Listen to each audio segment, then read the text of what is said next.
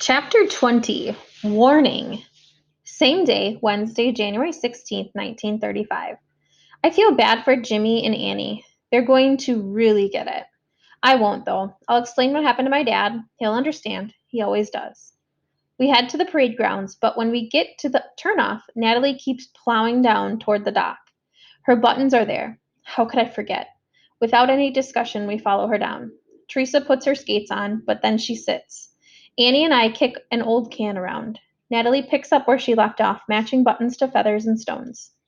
Jimmy begins building another machine. Every now and then he finds a rock he thinks Natalie might want and he puts it in a pile for her.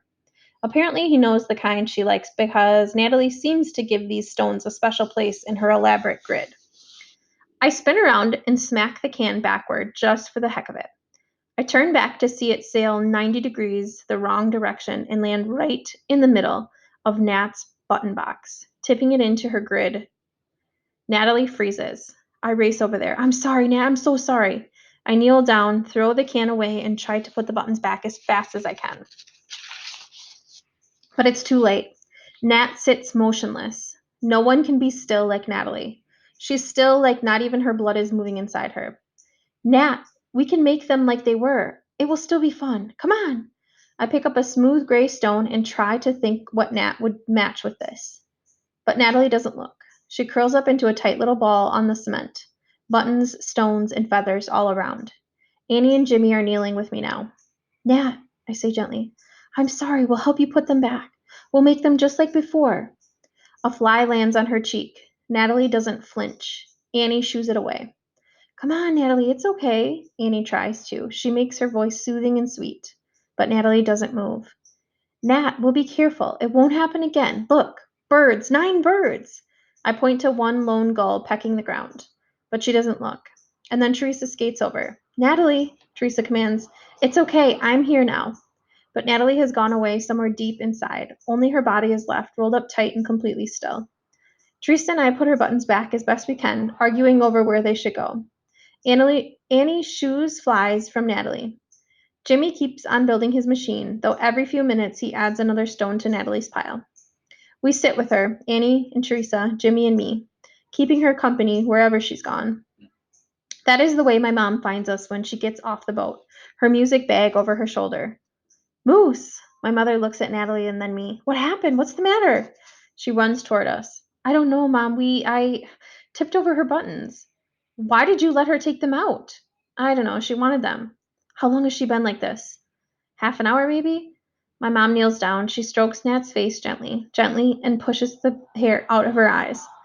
Get them out of here. Mom spits the words out. Mom, I won't have her made a spectacle.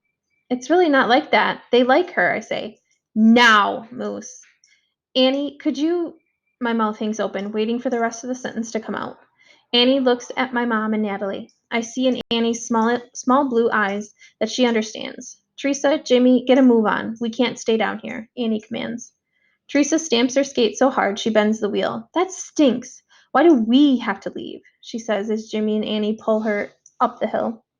I find my dad at the electrical shop. He carries Nat home and puts her in bed. At first, she has her eyes open, that weird way, but then pretty soon she closes them. When my mom comes out of Nat's room, her face is white as flour. Honey, you should lie down, my father says. My mother nods and heads for her room. I don't know how much longer she can take this, my father says. I don't know if he means Natalie or my mother. When Mr. Trixel knocks on the door, my mom and Natalie are sound asleep. The set of Mr. Trixel's jaw and his formal military nod makes me wish more than anything that I'd talked to my father about what happened with the warden before he heard it from someone else. Too late. He and Mr. Trixel are out the door. When my dad comes back, he chomps his toothpicks hard and angry. Moose? He motions with his head like I should follow. We go down to the dock and around to the southern tip of the island past the 16-foot sign that says, Warning, persons procuring or concealing escape of prisoners are subject to prosecution and imprisonment. Jagged lines of orange and pink carve up the sky. My father throws a stone in the orange-tinted water. Please tell me you didn't know anything about this, he says. I open my mouth to explain how it wasn't me, then his words register in my brain. I close my mouth. He closes his eyes and shakes his head. I didn't sell the laundry, I say. I didn't get any money. But you knew about it? Yeah, but I'm not a. You don't want me to be a snitch, do you? I don't want you to be a snitch. This isn't some schoolyard game. I almost lost my job here, Moose. Do you know what that means for us? I look out at the darkening sky. If you lost your job, we could go home. Is that what you think? That we can waltz back home? He snorts. We could live in our old house and you could work at Sam Jensen Electric like you have my whole life. Sam's got a new guy working for him, and some other family lives at 2828B Montana Avenue. That isn't our life anymore. It isn't our home. We live here. And if I lose my job, who knows where we'll live? Check with the lines of men looking for work someday, Moose. Dad, I will not hear what my son is doing from Darby Trixel. Do you understand me?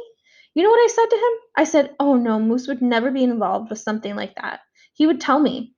Well, I was going to, but then it was such a bad day today with Natalie. I don't mean after the fact, Moose. He stares at me. I stare at the dark ground. I've never seen my father like this. I want your bat, your ball, and both your gloves. I'm going to keep them for a while. I haven't decided how long. And if anything like this happens again, that will be it for you in baseball. Dad, come on. The words crawl out of my throat. I won't have this. You're treating me like I did everything wrong. It's not fair. If you didn't know anything about this, it wouldn't be fair. But you knew all about it and you didn't do anything to stop it. At home, this would have never happened. At home, I wasn't responsible for everyone else in the world. That's not what I'm saying, and you know it. So I knew what Piper was doing, okay? But that doesn't mean I did anything. Life isn't so cut and dried as you'd like to make it, Moose. You have to use your head. I used my head. I have to be able to depend on you. Can I count on you to not? Can I count on you or not? My dad asks. I can't even nod. Can't move my head. Moose? Yeah, I say. All right then, he says. And then we're on to part 2.